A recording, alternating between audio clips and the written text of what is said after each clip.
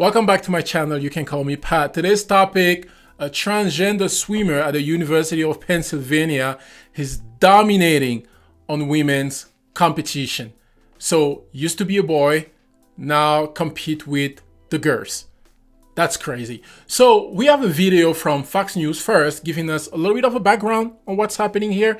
And then I have two reports from two teammates. And then we are going to watch the actual transgender just crushing everybody, right? So let's go ahead and watch this video here from Fox News. Let's go ahead. Well, this is the biggest challenge associated with people changing their gender and competing, particularly as men who are deciding to then compete as women. We saw this happen in the Olympics, and this is where women's athletics, to me, is under direct assault because men are bigger, stronger, and faster than women biologically. That is not some crazy proposition. Facts. If you didn't have a separated men's and women's sports, women would not win anything, really, in the world of athletics, which is why we have divided genders for as long as we have. We understand those biological differences are real. What you talked about, Bill, and Dana, I'm curious what you think about this as well, is the biggest challenge, I think, here is a lot of these women are not going to feel comfortable even speaking out and saying they think this is unfair because this woman now is competing in the Ivy League. It's a very woke universe in the Ivy League. If you step out and say, I don't believe that biological women should be competing against transgender women, then you're going to be called by some people on those campuses and some people in those cities where those campuses are, you're going to be called a bigot. Are you going to be able to go get a job? These people are not mostly going to go pro in athletics. So one of the challenges is not only the extreme unfairness that exists when issues like this arise, it's also that the women who are losing are terrified to speak out. And by the way, this is also across sports media. Where are the equality, the feminists and all that? Women need you now, bro. There's going to be more and more people. If this is allowed all over the board for every sport, there's going to be more and more men, taking advantage of that situation and trying to compete with women, which is just wrong. Like, it makes no sense, bro. So this is evil. This is just evil. There are so many people in sports media, 99% of them, I would bet, who say this is going against everything we believe in fundamentally about athletics. Men should compete against men, women should compete against women, but they're also terrified in the media that they're going to end up the target of a Twitter woke mob or people inside of their own companies are going to come after them, that we don't actually end up having a real debate. This is a man who was a really talented swimmer for 3 years, same school, switches genders, and now is dominating. The women really need to speak out and tell their story, but I bet many of them are afraid to say anything. This is sad, bro. So anyway, they were not afraid. Well, they are still kind of afraid. So here's the first report from one of the teammate from that, transgender person. It says, secretly, everyone just know it's wrong. I mean, duh. So a female UPenn swimmer says trans athlete Leah Thomas is only on the team because their coach just really like winning. That coach is evil. Bro, you are evil, bro. This is wrong. You know it is wrong. So an anonymous female swimmer from the University of Pennsylvania said she and her other teammate are upset by the transgender teammate who continue to smash record. Let me give you a picture. You are a female. You have your teammates and everything. The boys' team is over there.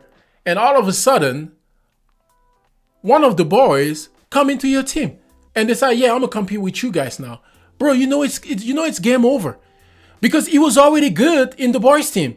And he's coming in the female team. Come on. In the girls' team? Bro. So let's just look at this. Let's keep reading really quick here. It says, the anonymous female swimmer at the University of Penn told sport website Outkick that she and most of her female teammates are upset because their coach, Mike Schnur, is allowing a transgender athlete to take a woman's spot because he just really like winning. This is crazy. And we have a report here from a second UPenn swimmer who spoke out and said, a second anonymous female swimmer from the University of Pennsylvania, has spoken out to say she and her teammate are upset by transgender teammate. So the second female swimmer from the university had her frustration and fury as her transgender teammate continued to smash records. The entire team has been strongly advised not to speak to the media, and the second swimmer has been granted anonymity. So nevertheless, the teammates stepped forward to tell how UPenn swimmers are angry over what has been perceived as a lack of fairness, as Thomas smashes record after record in the pool. So let's go ahead and listen to Thomas here.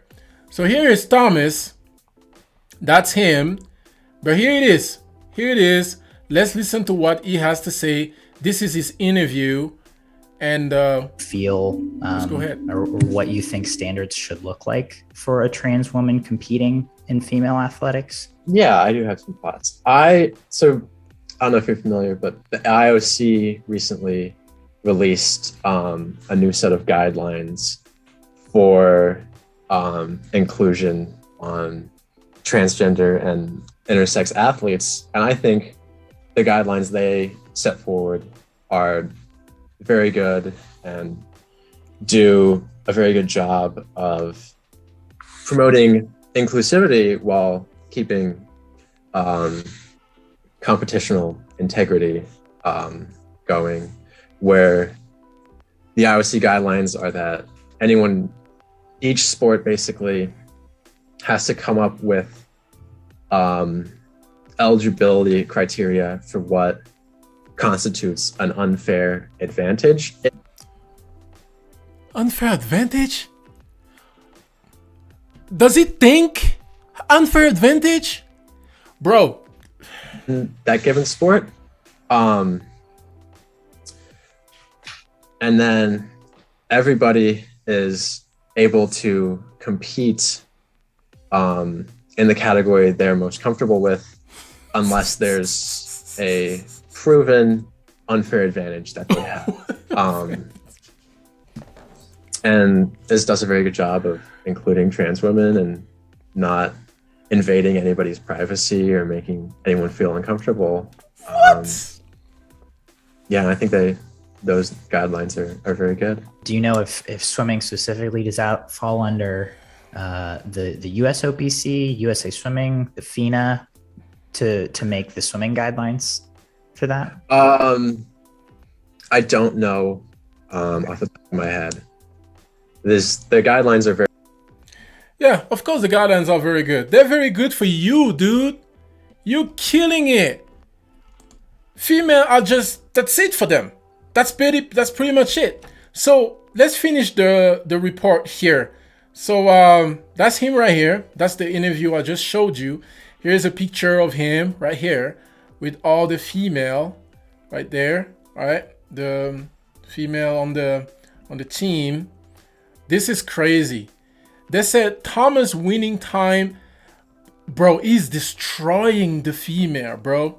He's destroying the female. And I have a video for you, okay? I have a video for you of him actually, that's him again, destroying female. Let's watch this. And there's actually a commentary of somebody recording the whole, the race and everything. Let's go ahead and listen to this. All right, here we go. This is a tape of Leah Thomas, born Will Thomas. And the lefties have just gone a little too far with this one. Will Thomas is 6'3" strapping young man. He's 6'3". That's not an advantage for you, my guy. You are 6'3", man. Coursing with testosterone, and here he is in a girl's swimsuit, competing with the girls. And here he comes. Here he comes in lane 4. We can see him right here. Right, he's moving twice as fast as anybody else. Right here. And here's the final lap. And Will is done. So he's finished, right? Watch this. And then one of these girls must be second, right? No. They have more to swim. They have another lap. How about this one here? Maybe this is second? No, she's got more to swim. Oh my God. Maybe these girls could be in second. No, we don't even see second yet. Yo! And there's Will just sitting there waiting. Hasn't exited the pool. Oh, finally, hey, I think this might be it. This could be a second place finisher. Now let's listen to the crowd. The crowd knows the real winner.